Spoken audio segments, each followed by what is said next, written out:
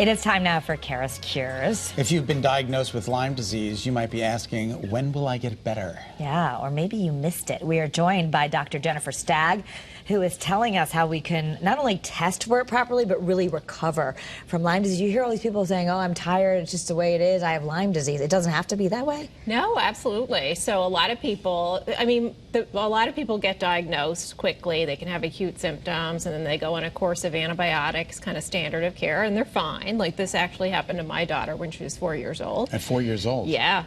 And then she was treated with antibiotics. She had, she had classic symptoms. She mounted a fever. We had found the tick, watched and waited, found this tick, and then I actually had it tested.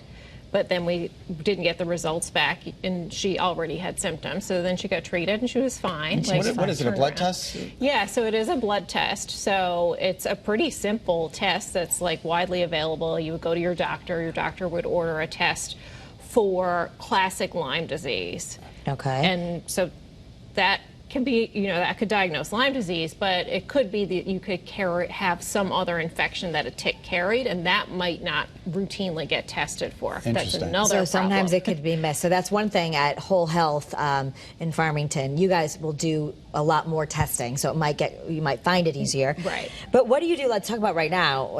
We were just saying it might be a bad season for ticks because we didn't have a very cold winter. Right. And so that's where they come from, unfortunately, right? About 25% of the ticks have Lyme disease. Yeah, so a lot of ticks carry Lyme disease.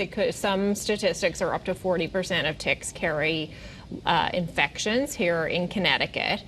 That sounds kind of scary, but like 1 to 3% of tick bites will transmit an infection. Oh, so that's it's better. Not as bad, but it's still a lot. And we're blessed to have it started right here in Connecticut. So Good old wonderful. Lyme, Connecticut. And now it's all over the United States. Yeah, absolutely. It's still like very concentrated in Connecticut. We have really a rough time with it. It's estimated that there's probably about 25,000 cases a year. Isn't that Connecticut. interesting? Yeah. So we've talked a lot about, if you find a tick, that you should be checking for ticks, avoid the long wooded areas. Yeah.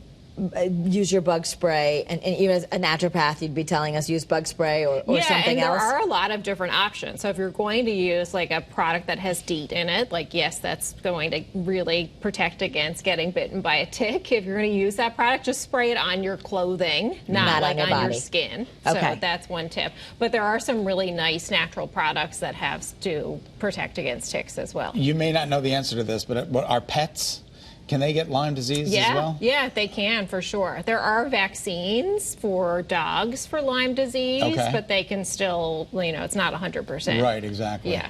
So you might have a senior Lyme disease, something that was missed, right? We did a story with this where a woman had been living in pain for 2 years. She thought she had arthritis. Turns out she had an old Lyme disease. Yeah. So you're number one going to test them, but what happens? They have an autoimmune response, and then how do you heal that? Yeah, so there's a couple of different things. So sometimes it could be a missed infection. So this person could have never been actually treated for Lyme disease, never had found a tick, and so the infection has been going on. So it could be a persistent infection.